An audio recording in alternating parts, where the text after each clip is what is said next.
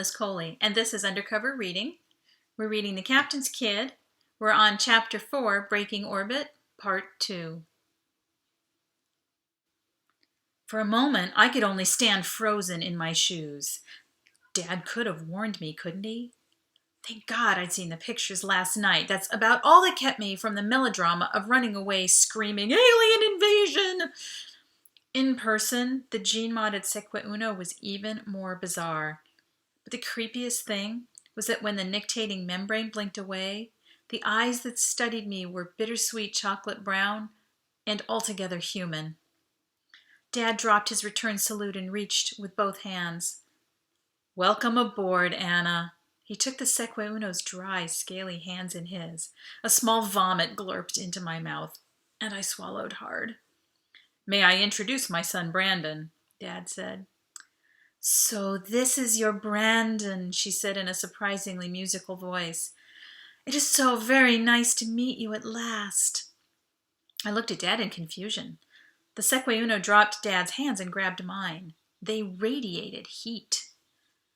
"Anna Manybead," she said, "but you may address me as Masuna." "Masuna," I repeated. Dad's eyebrows leapt upward in surprise. She noticed and chuckled lightly. "I met your parents several years ago and heard many tales of little Brandon. Not so little anymore, I'd say." Her laugh expanded. "Both my parents?" I stammered. "Yes, both."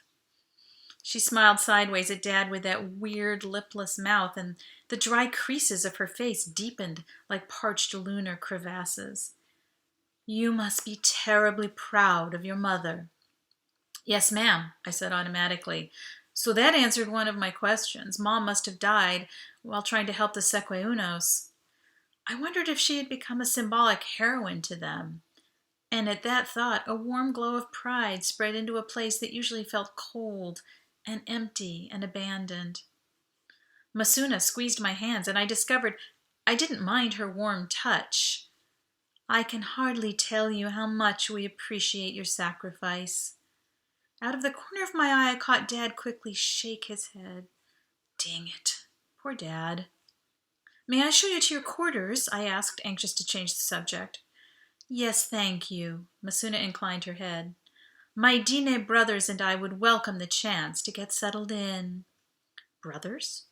I finally paid attention to the two uniformed men accompanying her. Must be distant relations.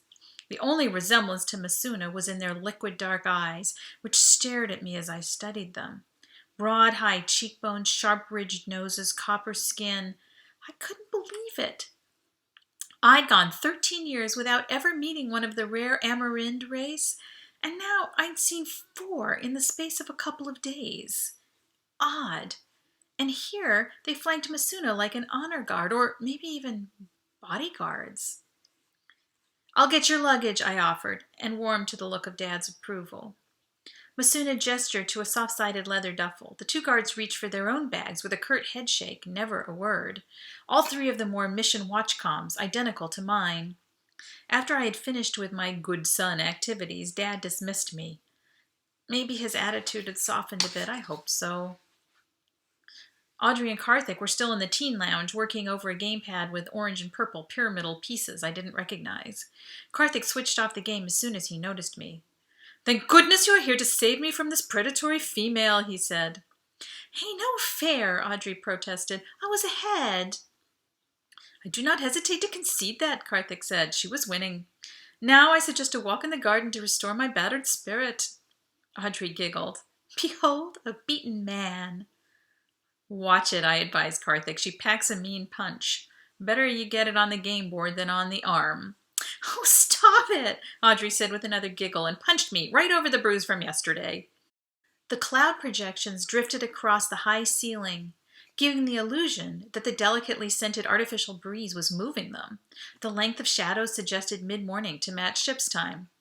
A few of the ground-level flowers were in bloom, and all told the illusion was about as near as perfect as could be for an enclosed space aboard a starship. A weed bot scooted along the path, searching for newly sprouted weeds to zap. "So who were the new crew members?" Audrey asked. "Any kids?" "Nope."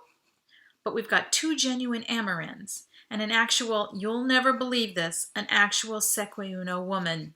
I think she's someone important, and they're her guard. Karthik's eyebrows arched like oversized inchworms. Most interesting. What do you make of it? I shrugged. I don't know. What should I make of it? What's a Sequeuno? Audrey asked at the same time. I filled her in on all that Dad told me last night. Karthik added a final important fact that Dad had never mentioned. Most significantly, he said, the Sequeunos came from a breakaway group of Native American Indians. Their emigration was extremely controversial with the rest of the people. How do you know that? I asked. Karthik leaned over and smelled the yellow flower. I watched a special on the History Network some years ago. I guess it made a big impression on you. Why was it controversial? He shrugged slightly. I am embarrassed. He shrugged slightly. I am embarrassed to admit that I don't remember the details. I can look it up. I dropped to the nearest bench and tapped on my V-board and V-screen. I hated reading long articles on the tiny wrist display. The V-screen shimmered, mostly blocking my view of the garden as I studied the shipboard information system. This encyclopedia is pathetic, I complained. All I can get is 1 page on Esperanza. I'll try LunaWeb. There would be that orbital transmission delay again, but the depth of info would be better. You're going to read all that? Audrey asked as a full page of links came up. She squinted over my shoulder at the V-screen. We'll be here till dark. Never fear. I've put a sort and collate data request on it. Should be done any sec. Hey! A fiery pain shot through my ankle. I jumped with a yelp. A hole above the hem of my trousers smoked around the edges. I pulled up the cuff and went all swoony. Blood was oozing from a ragged burn just above my sock. Hey, what just happened? A weed bot rolled out from under the bench. You stupid dang bot, I yelled. What's your aim? Come on, guys, let's move. As I took a limping step forward, the bot whirred in my direction and shot a blast of yellow liquid. It landed next to the first hole, burning through the fabric instantly. Another bolt of pain lanced my Achilles tendon. My injured ankle buckled with shock and I landed hard on my knees. Audrey stared, frozen in place. Karthik spoke rapidly into his calm voice mode. The bot rotated for another pass while they stood there. It was all too surreal. Guys, help me, please, I begged. A burning shot of acid speared my thigh. I reached to cover it, and another blast hit my arm. My head spun with agony. They moved. Audrey tugged at my arm. Karthik reached for me, yelling something I couldn't make out. My ears rushed with white noise, which was weird because everything was going black.